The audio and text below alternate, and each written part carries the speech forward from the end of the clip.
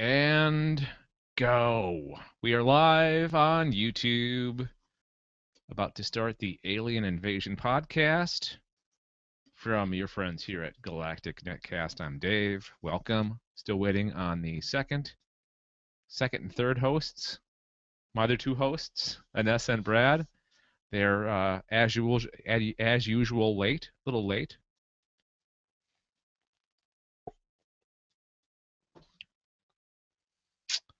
Let's go ahead and invite them again, just for good measure. Why not? Why the hell not? Where is there it is. Let's go Brad Ludwig first, and then Anessa.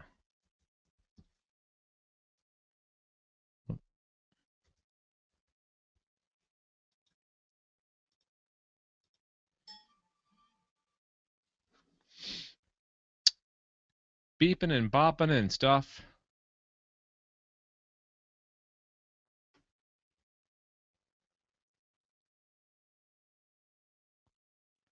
What's going on here? What is going on? What's going on? What's going on, Internet? It's a fine July night, isn't it?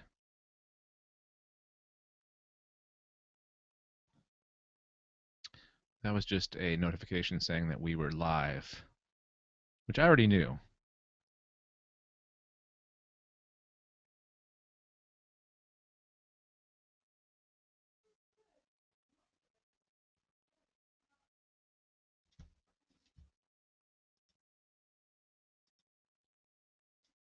What's going on? They're not even in the document yet. What's going on?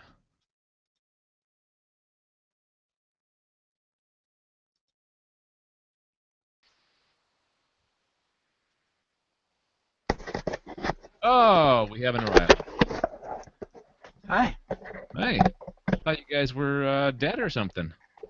Yep, I'm dead. Okay. It's the ghost of Brad Ludwig. It is.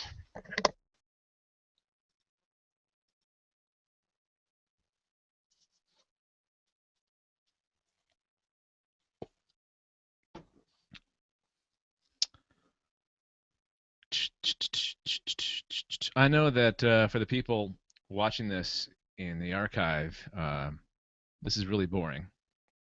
But don't worry. It's super boring. Yeah.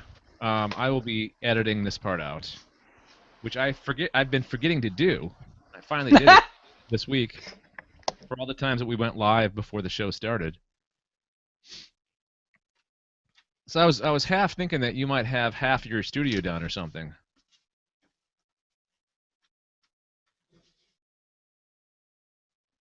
Mr. Ludwig. Sorry, I had to grab a soda. What was that? I was half thinking that you'd have like half your studio done already. Well, I've got two of the three legs manufactured, or center columns. So. Oh, so you're actually doing it upright. You're gonna put some work into this, not like half-ass it like I would do. Well, you know, I can't speak to that, but I wanted to. Have you seen my walls? My studio? But that's perfect though. It's deadened sound and. Yeah. Oh, whoops! I gotta turn this light on. Finally, figured out a good configuration for my microphone during the podcast. Angled way the hell down, and it's actually underneath my arm instead of being over my arm, because this wall is really close, so the end of the microphone stand bumps into it. So I just down and kind of angled it up. And it looks better too. There we go. So we got our first invite accepted on Google Plus for the Sci-Fi Geeks Club. Actually, I think the first ever invite to a hangout invitation ever for any of our shows because of Hugh Howey tonight. Like, I think we might actually have an audience this evening for that show. Sweet. I need to get my drive up here. We have 2 voicemails this evening. Shut up. Jason, and then a new person. Nice. Yeah. Chiming in on the whole drunk hours discussion.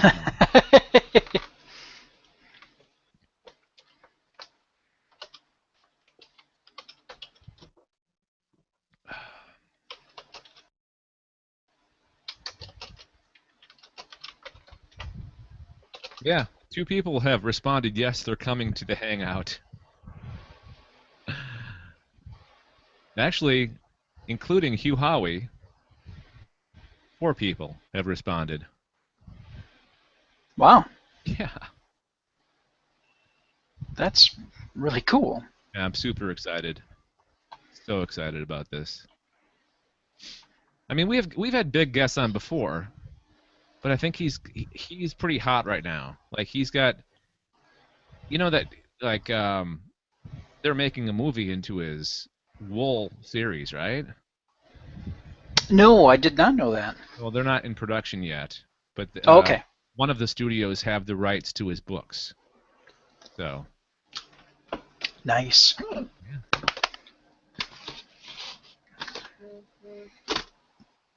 Yeah, so I bought like a expensive saw. Hang on. I would give my left nut for a saw, for like an electric saw, like a power saw. It should be. Oh, they changed it. Okay.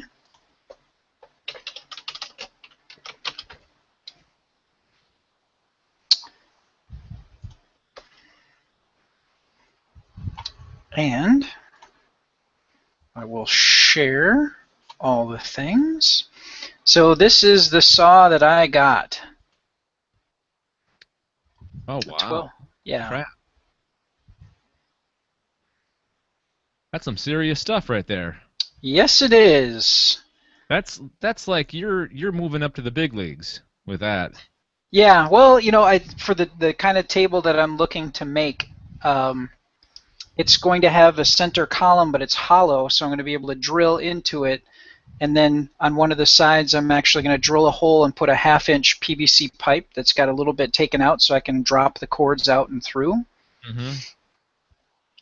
And yeah, so been doing a lot. You know what's going to happen? You're going to get addicted to doing woodwork.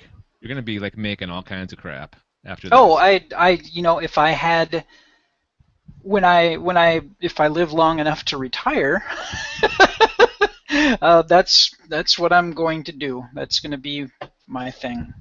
You should follow or you should listen to a podcast. I think it's video and audio.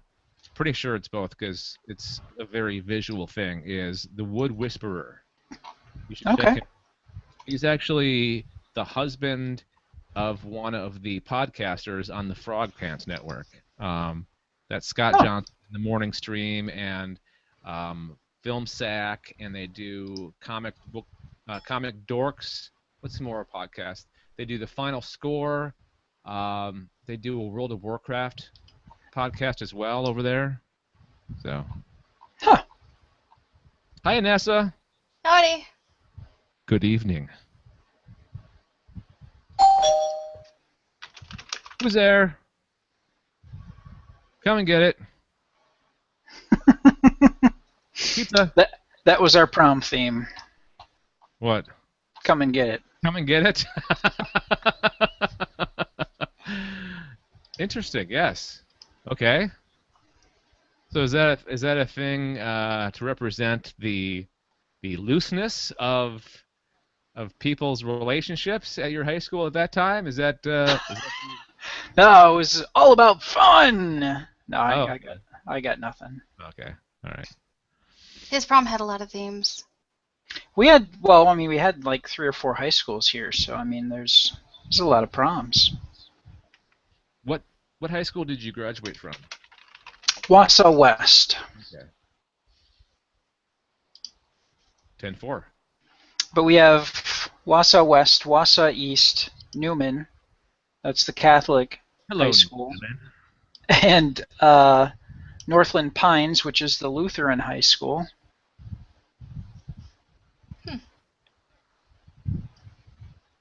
And Essa. Can you speak for a few words so I can get your levels checked? Okay, well, I mowed the lawn today. You're always doing something. Is like Thursdays lawn mowing day? I usually mow the lawn on Wednesdays or Thursdays. It really just depends on the weather. Okay. So it seems like you're always the day that we podcast is always the day that you just mowed the lawn. Well, sometimes it's on Wednesdays, Dave. I know. So, no, like I said, it just kind of depends on the weather. If it looks like it's going to be rainy throughout the entire week, then I'll do it earlier on in the week, like Tuesday. Okay. But usually midweek. Excellent. All right. So here's the deal. Let's get going. So the big show of the night doesn't get too far behind because we already got a bunch of people that are actually confirmed that they're coming to watch the podcast. They have said yes to the Google Hangout invitation on Google+. So, Sweet. yeah. So let's not get behind on this one so that the other one's behind. Then we should totes get on it, yo. Right. Questions for anything? I don't know why there would be questions about anything. We've done 110 of these. We have? Yeah. This is Kidding. episode 110. You Well, I guys remember- have. I've maybe done like 50. I remember when you posted on Facebook, hey, I'm thinking about doing this podcast about aliens. Contact me and let me know if you're interested. And I looked at it and I went, huh, okay. Yeah. Don't you regret it now? No, not even a little bit. Then he wouldn't have met me. Oh, That's- I know. That's true. It's kismet. It is kismet. All right, here we go. Let's launch this baby. We're already going, so all we have to do is go. It's Thursday, July 10th, 2014, and welcome to another Galactic Netcast. This is the Alien Invasion number 110 in Ottawa, Ontario, Canada, home of the delicious Tim Hortons coffee, which I'm holding up right here. I'm Tim Dave- Hortons. Yeah. Joining me, as always, Brad Ludwig and Anessa Moyens in Wausau, Wisconsin, the home of insurance, or it used to be, right? Used to be. See, in this part of Wisconsin, there's a lot of paper industry. So having insurance, which needs a lot of paper, well, that just makes sense. Mm-hmm. The two go together. Hand in hand. So, how are you guys? How are you guys doing? Both you guys? Excellent. Doing good. Any highlights from the week? Let's see. Well, I've We been. caught up on Longmire. Yep, we're fully caught up on Longmire, and I've got 2 of the 3 legs manufactured for the podcast studio tables. So things are moving ahead, slow but sure, and soon we'll have a much better sounding setup here for an SNI in Wausau. And it'll look different too. It'll look totally different, right? I know, Yeah, I wouldn't it have will. to sit in this tiny ass chair. Yeah, she's sitting in Alex's room, my little boy's room, and he's got a little boy wooden chair for like kindergartners that she's sitting on. It is small. It's very tiny, and of course, if you are seeing the video, you're seeing my son's messy room behind her. So, yeah, there's going to be a dramatic change once we get things set up here, and the video look is going to be different because Anessa and I will be on one camera as opposed to 2 individual ones. Yeah, I was going to ask you how or what you decided on how you were going to handle that situation. Well, I We think. were... Oh, Go ahead. Oh, no, I said we were thinking about doing an arm and mounting the webcam on that and kind of overlooking everything. Because when we were at, was it The- Adam?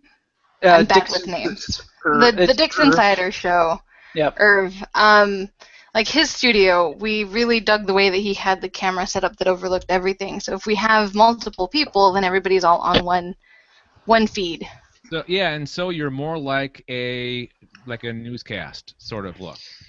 Sort of. It's like a behind the scenes look. Kind of, yeah. And I really would like to do a little bit of research to see if there's a way to do individual cameras still. No, you totally can. We You can do. Yeah, you get a couple of webcams, and you get one of those programs that you can switch back and forth. Yeah. But I mean, while we're using Google Hangout? Yeah, you could do that. Yeah. We'll figure it out. Okay. All right, on with the show. Thank you for Yeah, that. sorry. No, okay, this is what the top of the show is for. It's also to tell you, to kind of give you a heads up of what this show is all about. It's all about aliens, because it's the alien invasion, and not just alien invasion films. We talk about anything alien related. Like, we'll talk science. We'll talk weird close encounter stuff from the Weekly World News. We got some pretty cool stories tonight. So anything that has alien in it, we talk about it, and we do it in 3 sections: the news, the craft corner, that's the spotlight of a certain kind of alien spacecraft, and our picks for the week. Don't forget. On the wrong show. What? I'm sorry. I got on a roll No, there. I said I'm on the wrong show. It's aliens. Yeah. Kidding. Go ahead. Okay. How dare you screw me up here? You're welcome. Okay, if you want to watch us live, we do it Wednesdays and Thursdays, depending on what week we're doing it. But these days it's mostly Thursdays. But just follow us on Facebook, Twitter, and Google+, and we'll let you know when we're live. Also, don't forget you can support the Galactic Netcast Network by going to patreon.com/Galactic Netcast. All it takes is $1 a month. You can afford that. That's like a soda or a pop, however you want to say it. That's one less soda or pop a month. $1 a month, that's all we ask. Patreon.com/Galactic Netcast, and you can support what we're doing on the internet. So, without further ado, let's get the show on the road. In the news. And Brad, you lead things off. So, this is very interesting. They are, and by they I mean the International Astronomical Union, the IAU, is opening things up so that you can nominate names for new exoplanets that are discovered. Well, it's about time. So they want to get the public involved, and I think part of it is political, in that if they can get enough people interested, they can get their elected officials interested and stimulate funding for these projects, which are really kind of important to us, better understanding the universe and our place in it. So you now have the ability to submit and vote on names of recently discovered planets. So, and one of the examples is, hey, did you finally want to have a planet named Gallifrey? That could happen, Doctor Who fans. This comes like about a year after the IAU decided to change course. They wanted to name things like Kepler or whatever, to have straight scientific names, but now they've decided to get the public involved, make it exciting and interesting for people, and I think that's a wonderful idea. Let's see. The Name ExoWorlds contest is what this is called. Aims at crowdsourcing the process by which public names will be given to a large sample of well-studied, confirmed exoplanets and their host stars, referred to as ExoWorlds. The Name ExoWorlds vote is conceived as a global, cross-cultural, educational, and above all, ambitious and challenging contest for both the IAU Zooniverse partnership. And the Zooniverse partnership comes into play with, I cut that part out of the story. Shame on me. Well, Ah. the Zooniverse, I actually participate in on occasion whenever I'm bored. It's basically crowdsourcing a lot of data that uh, NASA and probably the IAU Oh, have in okay. identifying galaxies and the different types, if they are indeed galaxies.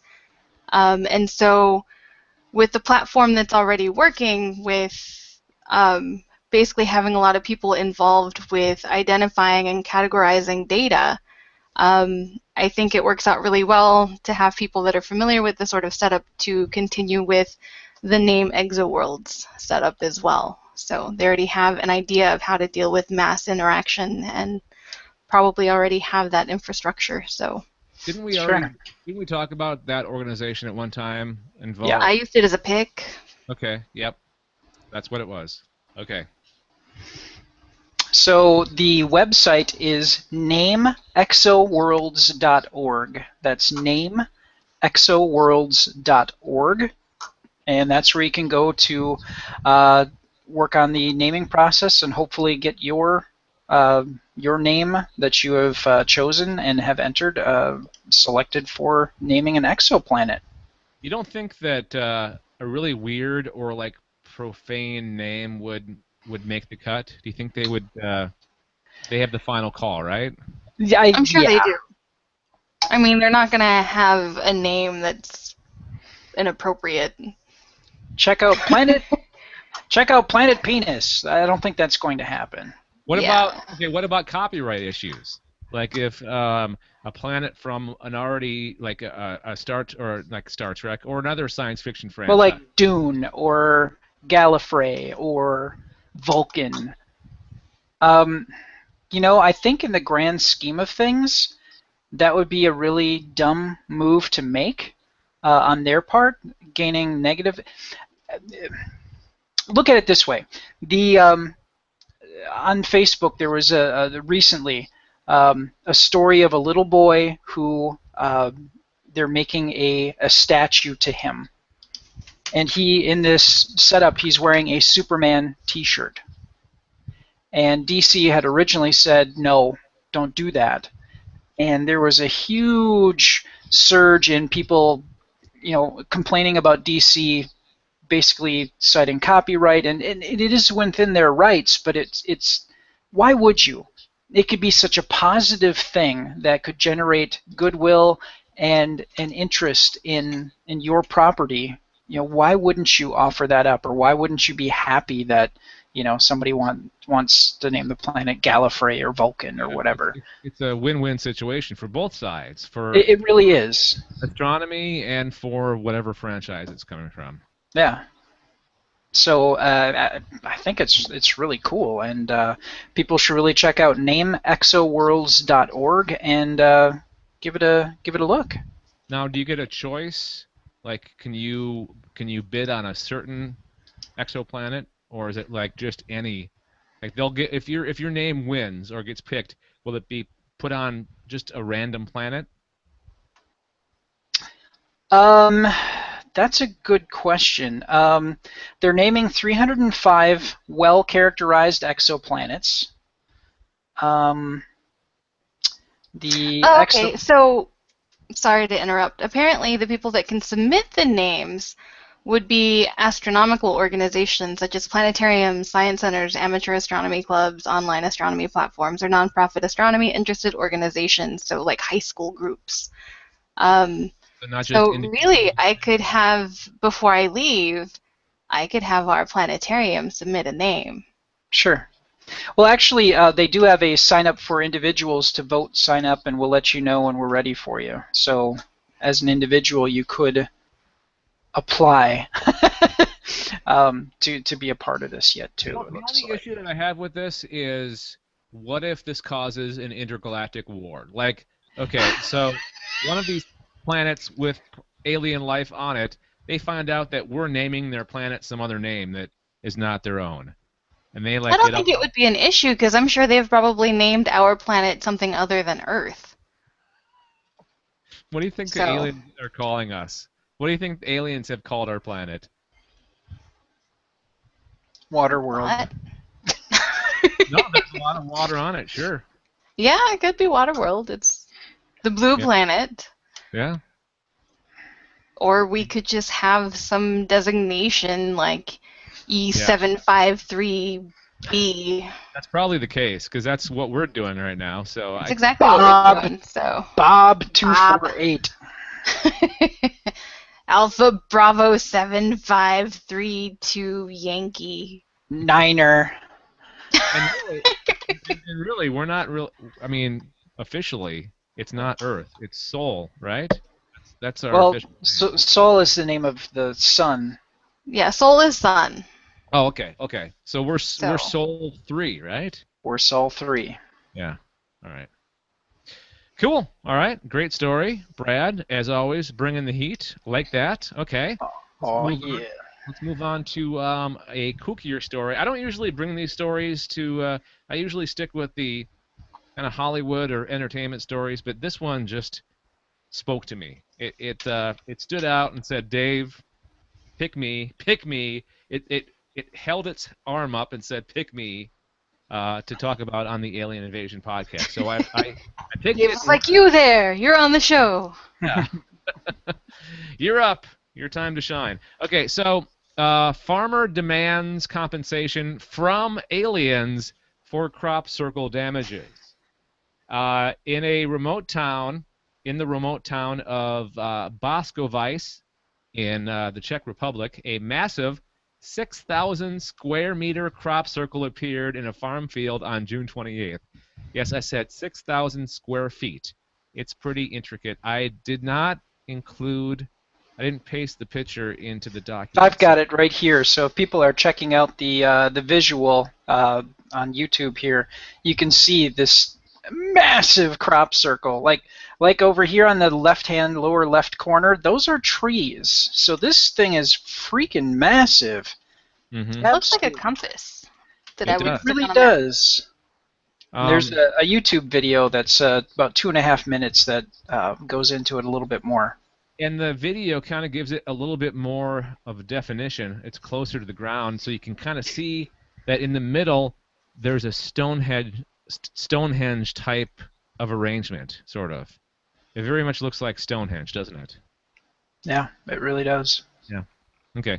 So this happened on June 28th. According to an article by the Croatian Times, the crop circle featured 4, as you can see on the image if you're watching this, but if you're not, it featured a 4-pointed star framed by a circle with a mysterious Stonehenge-shaped blocks set in a smaller circle in the middle.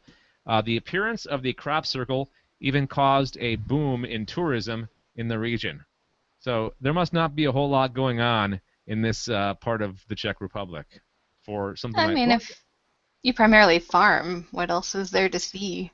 Yeah, exactly. You know, it looks like a very stylized Pokeball from Pokemon. Yeah, it actually kind of does, because you've got the emblem there in the middle. The top half is filled in. Okay, can one of you guys find an image of a Pokeball? Because I have no idea what that would look like. Oh, I'm on that. Okay, well, while you do that, I will continue with the story. So the owner of this field is not pleased because it caused over $1,000 in damage. Number one, that's not very much. Like, I'm surprised that it's only $1,000. Yeah, but is this also factoring in maybe their currency exchange? Because it might not be much in US dollars. Although, I could say that the farmer could work this to his benefit and just have people come and check it out and charge them an admission fee and make up for the loss that way. Kind of like a la Field of Dreams. Sort of. Yeah. Yep. Okay, so if aliens build it, they will come. Here's a comparison of what I'm talking about. So you've got the more filled-in area at the top, which would be representative of the red. You've got the lighter part on the bottom, and this almost looks like the bands or the side part. And there's the circular. That's the area where you depress with your thumb and open the Pokeball to either release or to capture your Pokemon. So that's what I was talking about there. So what you're saying is you believe, Brad, that these aliens are actually Pokemon. They're Or they're fans of. They're fans of Pokemon, or they're here to catch Pokemon because they've got to catch them all. okay. All right. I think we're onto something. I think we nailed it. Perhaps our alien is actually Hal Ketchum. Who's Hal Ketchum? It's like the main character of the Pokemon stories, at least at a certain point. I know zero of Pokemon. And that's okay. It's not required, and quite honestly, it's really, really unimportant. So I'm probably better off, right? Yeah. Not knowing? Okay. You can fill your brain with other more important things. All right. So back to the story real quick. The farmer, his name is Jan Karlik, says that the crop circle caused over $1,000 in damage, although he doesn't say how much over, so it could be like $3,000. So, but he wants the person responsible to pay. He says, "I don't care where they come from, even if they are aliens. They need to pay me, or they need to be made to pay." So he doesn't care if it's humans or it's aliens or it's dogs running around urinating, causing the crop circle. He wants a lot of urinating dogs. Yeah, they really had to go. He doesn't care. He wants them to pay him the $1,000 or more to the damages on his field. Local authorities and the government are looking into the case. Iva Sebkova, a spokesperson for the local government, said extraterrestrial civilizations and the influence of air vortices, I don't know if I'm saying that right, are not excluded in this investigation, but we are currently concentrating on looking for human culprits. Vortices. What is it? Vortices. Oh, vortices. So that's like the it's kind of like a twister without being a tornado, kind of like a. Right. It's just a really strong circular wind. Well, I mean, tornadoes are essentially vortices. It could be like a dirt devil or a dust devil. Yeah, I was thinking there was a weird name for a smaller type of. Well, it's not so much smaller type. You have tornadoes, which are often associated with thunderstorms or severe weather. You also have dust devils or dirt devils, whichever you want to call them, which essentially are the same thing just without the storm, and some of them can be fairly massive. Recently, within the past couple of months, there have been a couple of videos out there with like this massive vortice just pulling up like fiery debris from grass fires and forest fires and stuff. So you see them out a lot in the desert, though. Like off in the desert, you'll see like dust devils kind of going along. Yeah, that's where I've seen them in pictures and videos. So okay, cool. So. I learned 2 things tonight. Woohoo! Well, I'm sure I'm going to learn more than 2 things, but I learned how to pronounce vortices. Yay! Anyways, that's it for that story. He's a crazy person. He wants his money for the person responsible, even though they may be aliens. So, what do you guys think? Any thoughts on this? Well, it's not dogs peeing. Well, yeah. Well, there is that. I guess it's harmless if it's like generating, it's generating some tourism to the area. Yeah, it's not entirely negative, I guess. Yeah. If he can somehow make money back off of it, and that way to cut some of his loss on his crops. Yeah, he needs to think outside the box. Yeah. No, absolutely. Okay. That's what I would do. I'd be like, oh, crap. Like, there went $1,000 worth of crap. But hey, guess what? Pay $5 to come check out this crop circle. When life gives you crop circles, you make crop circle aid. So, yep. But the only issue with this is, in order to get really the full effect of the crop circle, you almost have to be up in the air, right? You really can't see it that well from the ground. Yeah, well, I mean, maybe he could build a platform for people to go up and actually view, because I mean they have corn mazes have these, like platforms where people can walk up there and see over the corn maze. So he could do something similar and just have people go up there at like $5 a pop for a few minutes and then head 2 back words. down. Bucket truck. Boom. There you go. There you go. Get a cherry picker. Yep. That might be actually cheaper because he doesn't have to get a building permit or whatever. So, yeah. Yep. So you guys should be his publicist. You guys should be his agent. Now I just need to learn the language. Hello, Yeah. Google Translate. Yeah. All right, that's story number 2. Let's move on to the third and final story, and that's Anessa's. Mine's about Buzz Aldrin and how he opens up about a UFO encounter on Reddit's Ask Me Anything. So, Buzz Aldrin has detailed memories of the Apollo 11 mission when he became the second man to set foot on the moon. The ex-astronaut who is speaking out this month on ahead of the 45th anniversary of the 1969 moon landing discussed the mission, his UFO encounter, and more in a Reddit AMA this past Tuesday. Dishing about the moment he saw an unidentified flying object floating outside his Apollo capsule, Aldrin wrote, "On Apollo 11 en route to the moon, I observed a light outside the window that appeared to be moving alongside us. There were many explanations of what that could be, other than another spacecraft from another country or another world.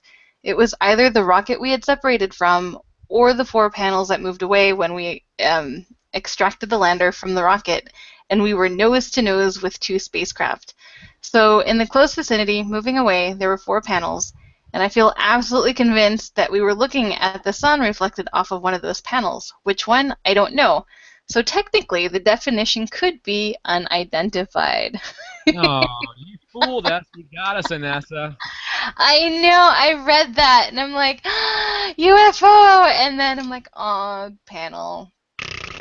But he hasn't he said in the past that he either believes in extraterrestrial life or he actually thought that he saw, like, for the longest time, he thought that the thing that he saw was an actual, like, unidentified flying object. I know he talked about it in 2005 about this incident with the panels and whatnot, trying to figure out what it was that he saw, but I don't recall whether he believed it was potentially extraterrestrial or he just couldn't identify which panel or spacecraft that they had separated from. So, all right. But I just thought it was really interesting that it's still something that he talks about. And he goes on to talk about Mars, and he's very hopeful that humans will travel to Mars in the near future. He says that there's very little doubt in my mind that the next monumental achievement of humanity will be the first landing by an Earthling, a human being, on the planet Mars. And he added that he expects an international team to establish a presence on the Red Planet. Aldrin added that a, quote, collection of the best individuals from around the world should land on Mars and establish a permanent settlement, rather than representatives of a private company with an eye on space tourism, such as Elon Musk's SpaceX. He talked about that on when he came on to Star Talk Live episode. I think it was earlier this year, I believe. And Probably. He's very anti-private space. Yeah, he's one that wants to not privatize the space industry. And he goes on to say that I have considered whether landing on Mars could be done by the private sector. It conflicts with my very strong concept conviction that the first human being to land on Mars should not come back from Earth. They should be the beginning of a buildup of a colony/settlement. I call it a permanence.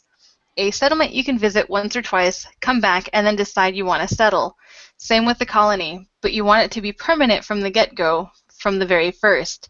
Should NASA send astronauts back to the moon? Aldrin says it's probably not the best use of resources. Instead, he said the U.S. should direct its focus further into space and establish colonies and labs on Mars.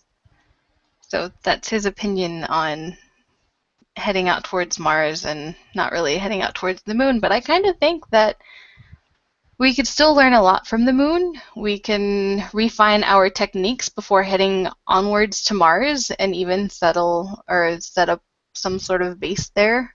Yeah, at least So- practice. At least use the moon for practice Mhm. ground. You can use it for practice. You can even do more research because there's a lot of information that we still don't know about the moon. And I'm there's a sure lot of there's still a lot that we can learn. And there's water in that soil too. So maybe figure out refining it, making it fuel, and that could be a stopping ground to fuel up the ship as on our way to Mars. Yep. So. All right, cool. Speaking of Mars, how you guys doing on The Martian? You guys are both reading the book The Martian, right? Yep. I'm 46% of the way, and I think Brad's still like 62 because he hasn't had a chance to read it lately. But he's ahead of me, but it's really good. Yeah. So. I'm not as far as I would like. I keep on getting too tired at the end of the night because that's when I usually do my reading, is at the end of the night, which is probably a mistake. I should do it during the day when I'm not tired and want to go to sleep. Yeah. Well, now I kind of have motivation to push through it because I've been doing the book club thing with Smurf, and the book that they have chosen, I've been waiting on it to come in, and so they've already had their first book club meeting. So I've got like that reading material plus the next reading material for the next book club meeting. So. Hey, speaking of books and authors, we've got an author coming up on the Sci-Fi Geeks Club. So if you're not subscribed to the Sci-Fi Geeks Club, go ahead and do that this week because we've got Hugh Howey coming on, New York Times best-selling author of the Wool series. Wool series, yeah. Yeah, can't wait to talk to him. So, yeah, that's very exciting stuff. Thank you, Anessa. Thank you, Brad. Let's move on to the next thing that we're doing, which is, first, let's talk about feedback. Voicemail. We got a couple of calls this week, so maybe on the next show, we can have your voice on the show. 805-328-3966, 805-328-3966. That's the number. Just call the voicemail. Leave your comments on any of the stuff that we're talking about or we're not talking about. Maybe you feel that we're missing something, that we kind of glossed over something that we should have been talking about. Let us know about that. If voicemail is not your thing, you can also email us, galacticnetcasts@gmail.com, galacticnetcasts@gmail.com. Here we go. Please identify the craft you witnessed. A black, triangular, three-dimensional shape, huge, just flying, hovering in it. Shaped like almost like between an egg and like a teardrop. Two long cylinder objects flying over me. It had a dome. I could see the occupants in It it. appeared to be rotating, and it was circular in a disc shape, and it hovered for maybe about 5 minutes. All right, time for Craft Corner. A look at a famous spacecraft in the history of unidentified flying objects. And I believe Brad is bringing the one to the show this week. Yes, I am. And that shape is the egg. Oh, wait a second. Okay, Mork for Mork. Yes, the He came people. out of the bag. Yes, the people of Orc do travel in the egg, in basically a large egg shaped craft. This is somewhat like that. Let's see. The reports of egg-shaped craft range somewhere in the 1 to 30 meter range, and it's equipped with to land with retractable landing gear. So imagine in some cases the more pointed side of the egg is usually pointed down at the Earth, where the retractable legs or the landing gear would come out of. A lot of the studies that have been done with ground impressions for egg-shaped craft have revealed that there's about 6 to 3 meters across. 6 meters axial and 3 meters cross diameter. So in other words, if I'm reading this right, about 6 meters between each of the landing gear bits, and the feet are 3 meters across in diameter. And they're saying that the weight of the craft is about 30 tons. Oh, wow. That's pretty heavy. Yeah. Witnesses usually say that the sound is somewhere Can be like a roar or a hum or a buzz or a whine or a whir. So pretty much any sound that you can imagine is what they hear. A whine, a whir, which can rise in both pitch and intensity for seconds before and during takeoff. In flight, it may have a light swish of air sound, or it may run absolutely silently. With few exceptions, there is no roar or boom when moving at supersonic speeds, which is really fascinating. So once it moves past the speed of sound, the egg-shaped craft makes no noise. Maybe I've got a possibility here. Maybe it's because it's not really in our universe. Maybe it's like we can see it, but maybe it's not really. It's like in an envelope, like an envelope of another universe, a parallel dimension. So it's like a holographic projection of an egg. Possibly. Huh. All right. Oh, I can work with that. It's been witnessed in different colors for these different reports. They range from silver, white, metallic. I didn't know metallic was a color. Black, or rainbow. See, you beat me to it. I was gonna like make a joke, like an Easter egg joke. Yeah, it basically, with the rainbow, you've hit the Easter egg jackpot, as it were.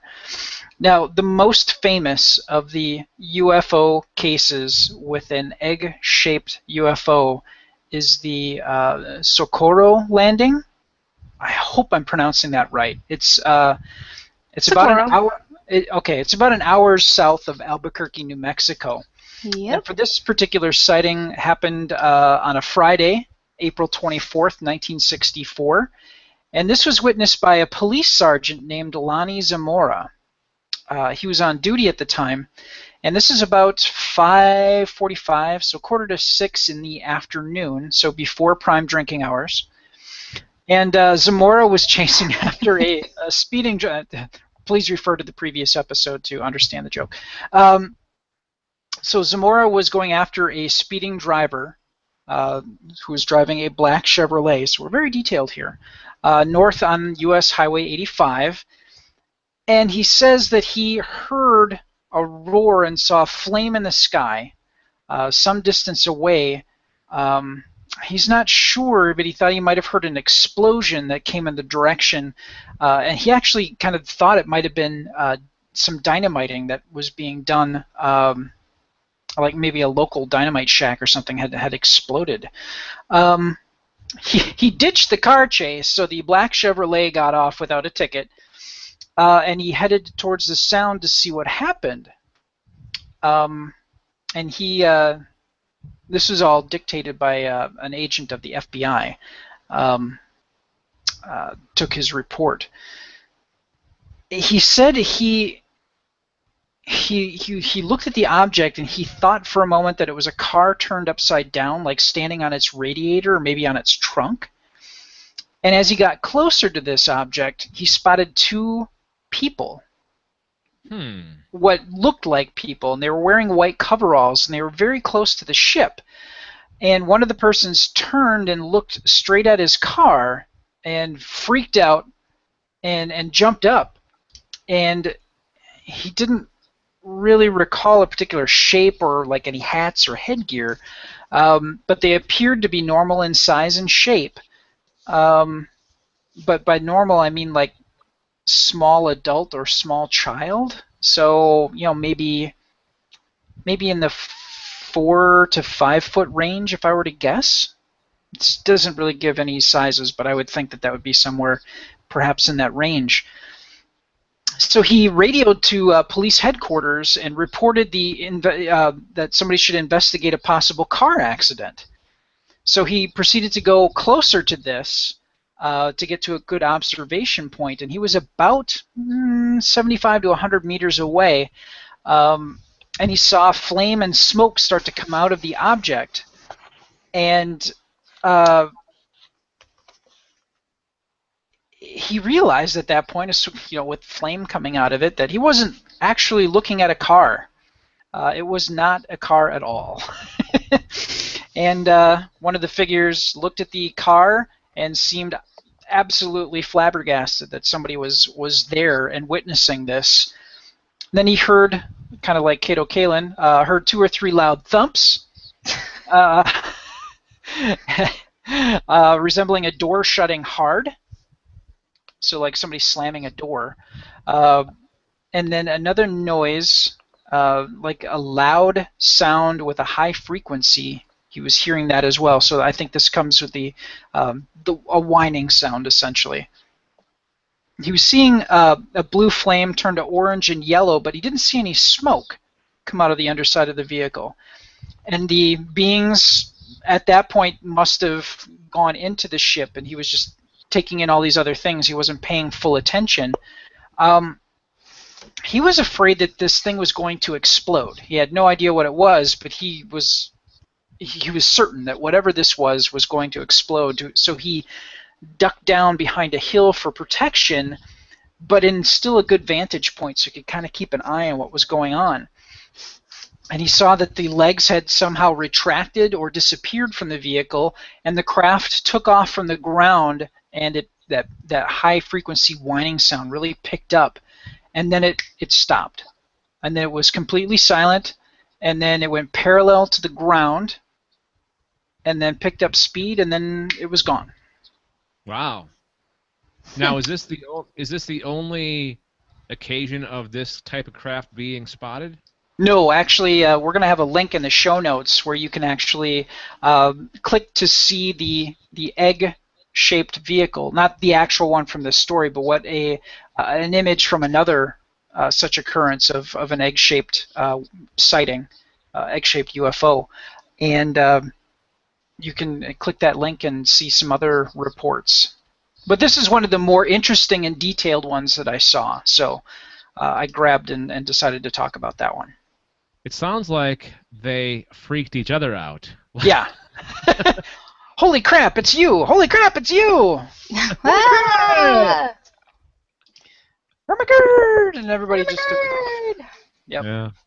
So, yeah. So again, no confirmation as to whether it was a couple of greys or reptiloids or anything like that. Just beings that were somewhere probably between 4 to 5 feet in height, wearing white coveralls is really what he took in. And then they took off in their egg craft, and that was that. They are the Eggman. He's the walrus. Cuckoo. Yes. The more I hear about eyewitnesses of alien creatures, because there was a mention of them being shorter, the more I think that maybe the planets that these folks are coming from have a heavier gravity, because they're shorter, right? That would be the case? Possibly, or they might not have... maybe they don't get as much protein? Or don't drink milk? Well, you find in countries that don't have a whole lot on Earth, that if they don't have a whole lot of protein in their diet, they don't necessarily grow taller. Yeah. In fact, that was the case in even America, the U.S. For the longest time. Not enough meat was eaten, and people were shorter. And then after a certain point, the people just started sprouting up, getting tall.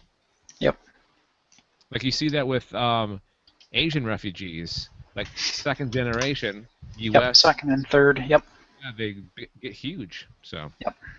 So that change in diet, maybe they're on a planet with resource issues. Maybe their resources are on the decline. They have been for a while, and maybe they're getting shorter, even though they're technologically advanced. Okay. Who knows?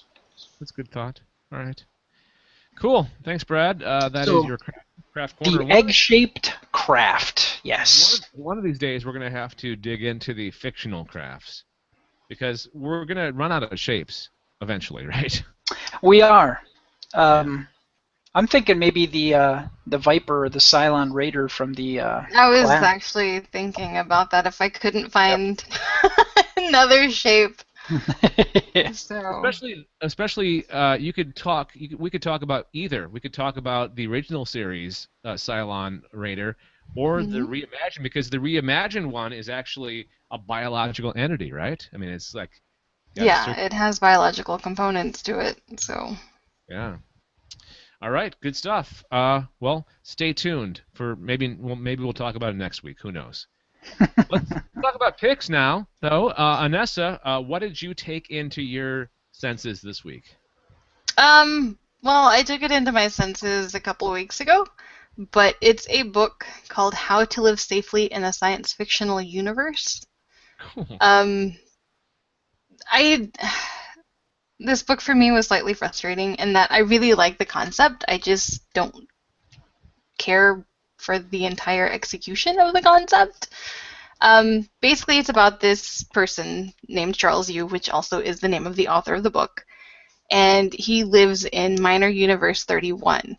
And he is a time travel machine technician. So he repairs time travel machines, and he lives in a small time machine. So he helps save people from themselves, because oftentimes with people that have the power to time travel, they want to go back and they want to try to change something, or they want to try to witness something, and it usually gets them into trouble, and it doesn't quite work out with the machine that well or with themselves, and so he has to go and fix the machine or kind of counsel them through this event and make them understand, like, you can't do anything about this because you weren't there. So let's say your dog died and you weren't home at the time and you're trying to console him. It's like, you weren't there to console your dead dog. Sorry, but you can't change that. And he's not going to realize that you're there. And so he's a technician, part counselor, and so at some point you're introduced to these characters. His time machine has an operating system that he interacts with and he kind of has feelings for. His boss is a software program named Phil, and Phil is not aware that he's a software program. And his mother is stuck in a 1-hour cycle of time where she makes dinner for basically like a projection of him and his father. Like growing up, the relationship between Charles's parents were not all that, it wasn't all that great. There was a lot of arguing, a lot of time spent apart, and that's interesting to see how they put in the science fictional universe an elderly person in a home, I guess. But there's different packages, and you can relive a moment of time. Whether or not it's a real moment of time, that's up to you. But you can relive that moment, and I would think it gets kind of tired. But so yeah, like ultimately he gets stuck in a paradox, and so for like the first half of the book is like setting everything up, and the second half of the book is how does he get out of this time loop, or does he even get out of this time loop that he's stuck in now at this point? So, and the book is written in such a way, it's like he's thinking and is not really reading it down. It's just like you're in his head, you're listening to his thoughts. And so the thing that really bothered me about the book was the fact that there was a lot of like missing periods. So you could go like a page and a half, and it's just comma, few words, comma, few words, comma, few words, and you just get kind of tired, and it kind of gets kind of annoying. That would be a frustrating way to read something. And I'm like, there's no end to these thoughts. Like, my thoughts are completely different. Like, I think I might ramble on a bit sometimes with my thoughts, but for the most part, they're very segmented. Like, here's a thought, boom. Here's another thought, done. And so if people were reading my thoughts, it would be much easier to follow. But his thoughts, it gets really redundant, because then he's like, okay, well, there's this rabbit that's not really a rabbit, but it's a rabbit, and it's there, but it's not really there, but it's there because it's not there, and it's like a whole page of something like that, and so that gets kind of tiring. But overall, the concept is really good. I know some people enjoyed it more than I did, because I read it for the book club. I think initially with the book club, I was being really generous and giving it 7 out of 10 stars, but then afterwards, I'm like, I probably should have given it a 6. And it's rated. I know. I was being nice. I was feeling generous that day, and it was funny because like at least 1 or 2 other people kind of said the same thing after they gave their rating. Like I probably should have gone with the lower one, but overall, I think we gave it a 7.5 was the average. And it gets like 3.38 out of 5 stars on Goodreads. So, yeah, you can find it on Amazon, probably Barnes & Noble. So if you want to pick it up, give it a read. Some people really enjoy it. There's a lot of technobabble, so made-up technologies.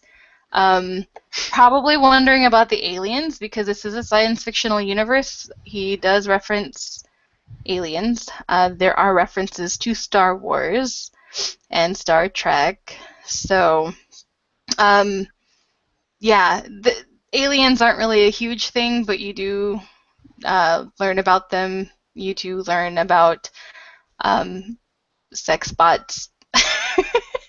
Yeah. Yeah, and how lonely they actually are. So, artificial intelligence, I guess. So it sounds like just a mishmash of kind of a bunch of science fiction genres, kind of just. Yeah, and that's exactly what it is. You're living in a science fictional universe, so you're going to have a little bit of everything there. So, Wow, that's and as cool. you're reading it, you'll catch different references and a lot of stuff that you've heard about time travel, like you can't run into yourself or else that'll cause a paradox, or you can't try to change something because that would just like wipe everything out or it would cause something else, and it's got all of that in there. So, yep. Cool. Fun stuff. So, How to Live Safely in a Science Fictional Universe by Charles Yu. This Why very you? much. This very much has the Ready Player One vibe to it, sort of. So, I've not read. Whoa. Did she mute herself? I hit the space key, and that apparently muted me. It's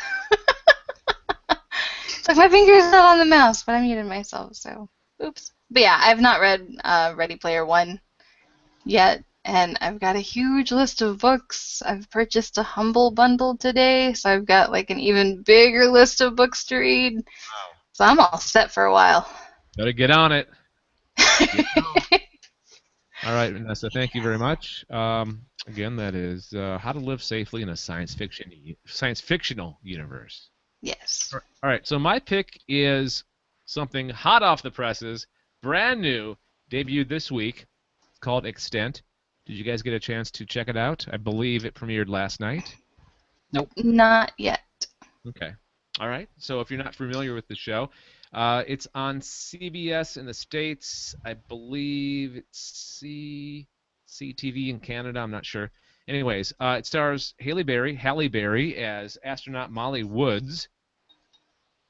I have to laugh every time that I hear that character name because there's a podcaster named Molly Wood who's somewhat famous, a tech reporter, tech podcaster.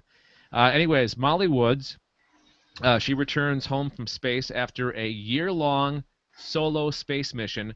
I believe she's on some kind of space station in orbit. And I don't understand why she's by herself.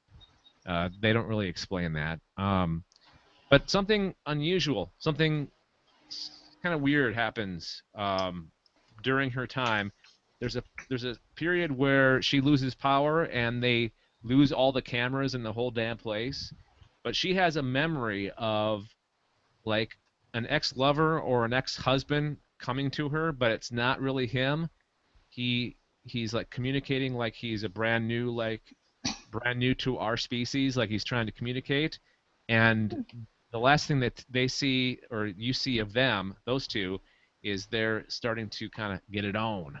So she comes back from. It starts out she's back from outer space, and she finds out that she's pregnant, and apparently she's been like pretty much considered infertile for the longest time. They've been trying to get pregnant for the longest time, her and her husband, and it's like impossible that she's pregnant. But she's impossible for 2 reasons: is she can't have a baby, number one. Number two, she was in space by herself. So that's like mystery number one. Maybe she is asexual. Yeah. Asexual reproduction. Yeah, I know. That's a possibility, but who knows? It's a science fiction show. The other part of this is there's an interesting, like, and this is kind of interesting that we were talking about this earlier with Buzz Aldrin, because the space agency is basically run by a private company. It's like the U.S. Space Agency that's been taken over, like it's managed by a private company. And it seems like this private company has their fingers in a lot of stuff, sort of like Weyland Yutani from the Alien universe. Mm-hmm. There's like the head guy, and he's kind of like a little bit evil. It could be a lot evil. We don't know yet. The show also stars ER's Goran Visnik. I have no idea. Visnik? Visnik? Yeah. I don't know. Sounds like you're saying something backwards. No, it does, doesn't it? Visnik. He is a scientist, and he's also the head of robotics at a company that he runs. He's also the scientist there, and they're producing the first ever human robot that looks exactly like a human. And there's a lot of concerns as to what's going to happen. You know, could they gain too much control? Could they, like, because these robots learn like children do, and they actually start out as children. They haven't really talked about if they grow older, but the only models that they have so far are children. So there's that aspect as well. And that one kind of threw, I was watching this with Stephanie last night, my wife, and it kind of threw us off because we didn't know that aspect of the show, that there was robots or androids as well. So you got a little bit of a possible alien thing here and some robots. So it's some good science fiction. And if you're like hesitant because Halle Berry is in it because you're not really a big fan of hers, she's very much, the character that she's playing is very much like not like anything that she's played before. I was really impressed with the role that she plays. So I give it a high recommendation that you pick up on it this week, watch the rerun, and then watch it starting next week. It's called Extant, and it's on CBS. That's my recommendation. Cool. I have to check it out on Hulu. There you go. All right, let's wrap it up. Let's wrap up the recommendations with Brad. What do you got? All right. I dipped into the Netflix pool, and I was kind of nostalgic for some MST3K. Understandable. Yeah. Yeah, I know that Rift Tracks is kind of a thing, and they're doing what was it? They're doing Sharknado tonight. Yeah, tickets for Sharknado are tonight, and then a replay on the 15th, I think it is. Well, hang on. Before you get into this any further, did you know that they're trying to bring it back to the internet? They want to do an internet version of Mystery Science Theater 3000. And Joel Hodges is kind of spearheading that. So that'll be interesting to see what comes of that. But this particular episode was The Phantom Planet was the name of the movie that they were subjected to. Now this is the Mike Nelson era, so we're talking post-season 6? I can't remember if Mike was season 6 or 7 is when he started. But anyways, it's a 50s sci-fi, or I'm sorry, early 60s, 1961 to be precise. And it is a black and white film. We're in this particular point in time, Earth has actually got some rockets, and we're actually starting to explore space, checking out the moon, and close planets. We haven't really colonized yet, but in this particular movie, there's a Captain Frank Chapman, and he's the main character for this movie. And I'm getting echo. I think it's on my end though. Okay. Anyways, I gotta not listen to myself. There's some weird stuff happening on my end too. Okay. Hang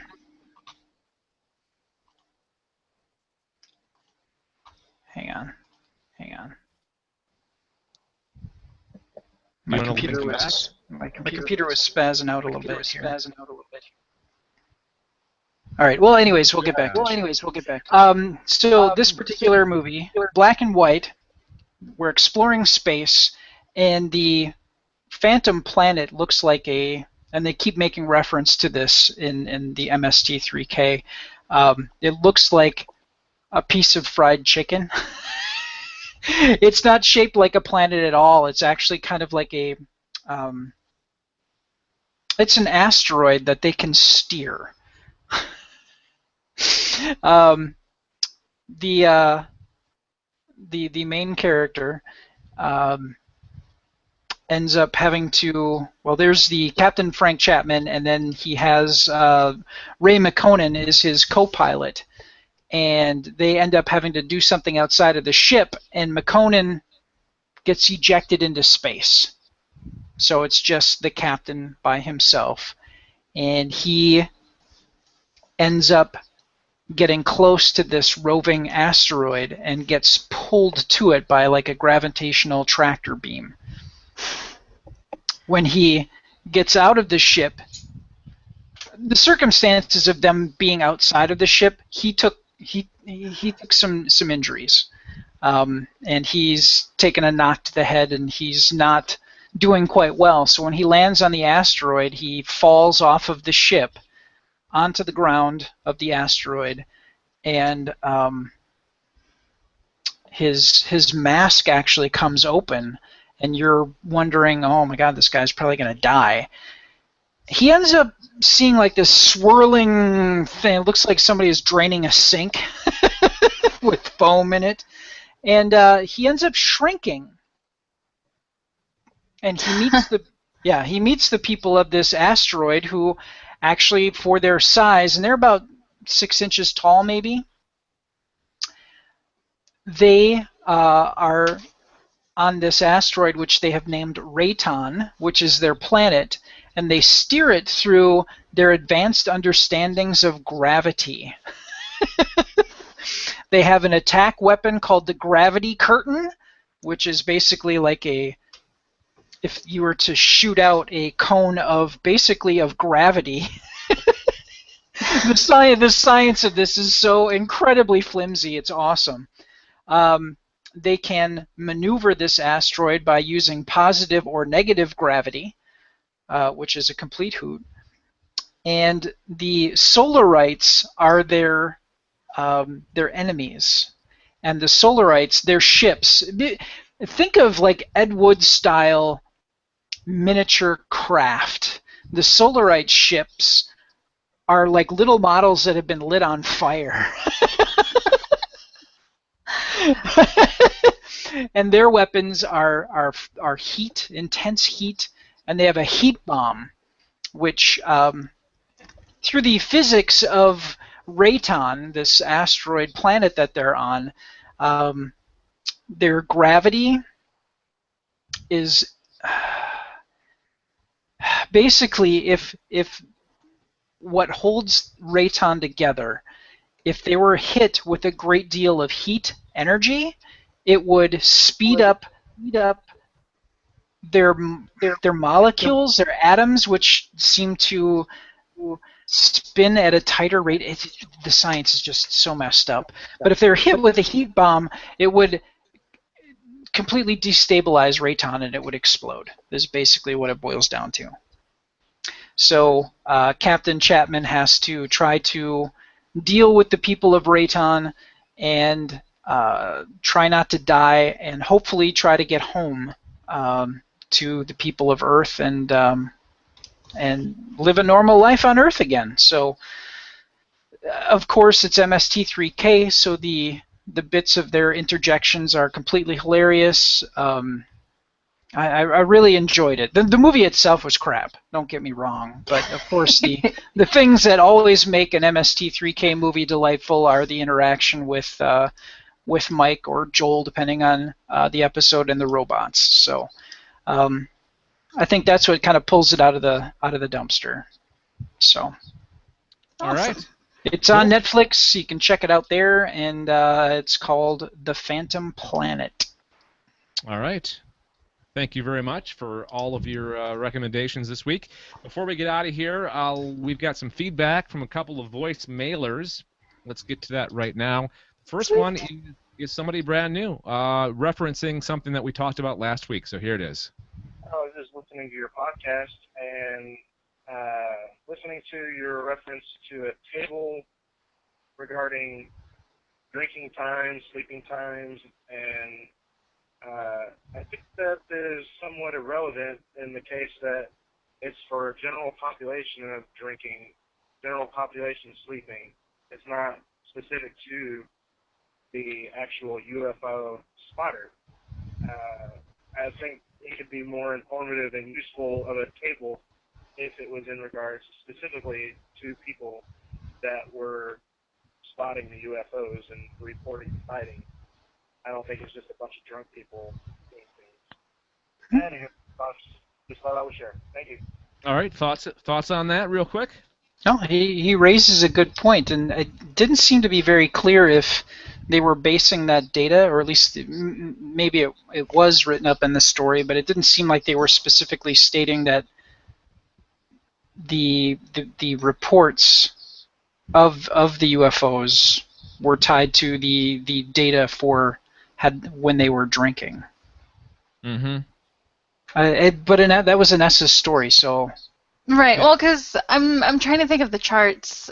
The one with the UFO basically had the day hours and then drinking hours, and where the sightings peaked, and then you had the decline for sleeping hours. And then what they did was they took, and that was from a separate article altogether. That was a table that they were just referencing. But what they did was they took data from UFO sightings across the U.S., and they took basically that time frame, I guess, for each time zone to see what percentage it would cut down on the actual reports. I don't think there's really a way to get specific enough to see whether or not each individual had been drinking. Okay. I think maybe this is, and if you're watching the video, you can see that I pulled up the specific graph that we're referencing. Yeah. It looks like they're actually taking the points of data, the line as it were, are the times when these UFOs were witnessed, and the working hours and drinking hours and sleeping hours, like the caller is stating, they're independent of each other. This is an arbitrary, people normally sleep at about this time, people normally drink at about this time, people normally work at about this time, and so those are two separate pieces altogether. So I think the caller really raises a good point. Yeah. And the other thing to keep in mind, too, is during drinking hours, people aren't at work, and they're more likely to hang out outside, especially during the summer months. So, of course, they're going to see more in the sky, and whether or not it's something that can be identified or unidentified is not related necessarily to the amount that they drink or have been consuming, if at all. So that's the other thing that you can take a look at the chart with, is just say, hey, like, all these people are probably like 9 to 5 people, and they get home, they relax, they go sit on the porch, they see stuff. But some of those people might also drink. It's really hard to say without actually going out and handing out random surveys and actually getting like complete data, like, have you identified a UFO? Were you drinking at the time that you identified the UFO? What time of day were you drinking? How many beers do you consume on average? Are you a frequent drinker? Do you only drink once a month, once a year, whatever? There's a whole bunch of survey and research that can go into that. I just thought it was really interesting that someone tried to put the known consumption of alcohol for states and try to relate that to something else. Because a lot of people think, like, oh, states with high rates of drinking have higher rates of DUIs or crime or whatever. And this is just a completely different take and idea to think about, like, is it possible that some of these sightings are seen by people that are drinking? Does that have anything to do with the UFO sightings, or is that completely unrelated altogether? And you'd actually have to do a lot more research on that to figure out one way or the other. So. Okay. All right. Fair enough. All very good points. Yep. We're staying very logical here. No one's got a passionate opinion either way, which is always no. good. All right. And thanks for calling and bringing that up. That was a very good point to make. Okay. We have one more real quick. Jason from Kansas is calling in. Let's see what he has to say. Hey everybody, it's Jason from Kansas. Calling up to say I hope everybody had a good holiday weekend. And just to report a couple of things real quick. First off, a couple of weekends ago, my wife and I went to Hutchinson, Kansas to the Smallville Con, and it was kind of cool. It wasn't a real big con. It was pretty neat, though. They had a lot of, I counted 50, upwards of 50 over that, people in Superman garb. It was pretty neat. There was a couple of homemade Daleks. It was pretty cool. We didn't bring the camera, though, because we didn't know how it was going to be. So, anyways, another thing real quick, I went and watched the new Transformers with my wife this 4th of July weekend. Oh. And have to say I'm a little disappointed. Actually, a lot disappointed. Michael Bay peed on my childhood. I want my number back. It was Mark Wahlberg going, hey, I think we found a Transformer. But, what can you do? There was a couple of good parts, but other than that, it was a big Chevrolet commercial to me. Also, Dave, right now, I just walked out of my living room and Star Trek The Next Generation is on, and it's, I think, your favorite episode. It's the one where it's Shaka when the walls fell. Yeah. Or that one. Yeah. Where Picard and that one dude are on the planet and got a fight or whatever. Anyways, just thought I'd throw that in there. Hope everybody's doing good. Keep up the good work, and I will talk to you all later. See ya. All right. Thanks, Jason. Thanks, Jason. Thank you. The metaphor episode of Star Trek The Next Generation. I believe it was called Darmok is the name of that episode. Yeah. All right. If you want to be like Jason and the other person that didn't identify himself, call our voicemail number, 805-328-3966. I'm going to roll through a bunch of stuff real quick here because we are up against the clock here. Holy cow! Follow us on Facebook, Twitter, and Google+. Just Google. Just find us. Just search for us there. Don't forget to subscribe to us on iTunes. Leave 5 stars and some good feedback on iTunes, or listen to us on Stitcher as well. Final thoughts. Brad, you're first. I am totally not going to see Transformers 4. Okay. Now that Jason said it's crap, we're not going. Nope. All right. Okay. Where are you going to go before? I was thinking about it, but it's from what we understand of Jason, he's he's a car guy, he's a mechanical guy. If he thinks it's crap and it's just a huge commercial for Chevy and he's not impressed with it, it's gotta suck. Okay. All right. Rapid fire, Anessa, your final thought. I'm giving the caller for the first voicemail the name of Nathan. He sounds like a Nathan. All right, thanks, Nathan. Appreciate that. All right, let's get out of here. We'll talk to you next week. Thanks for listening, guys, and we'll talk to you soon. Okay, bye. Bye.